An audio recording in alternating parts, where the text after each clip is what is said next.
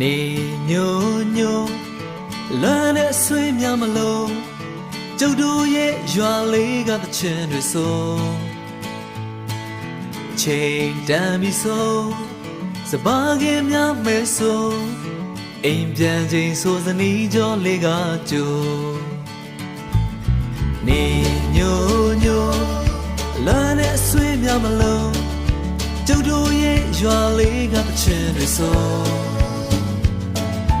ချိန်တန်ပြီဆိုစပါးကင်းများမဲဆို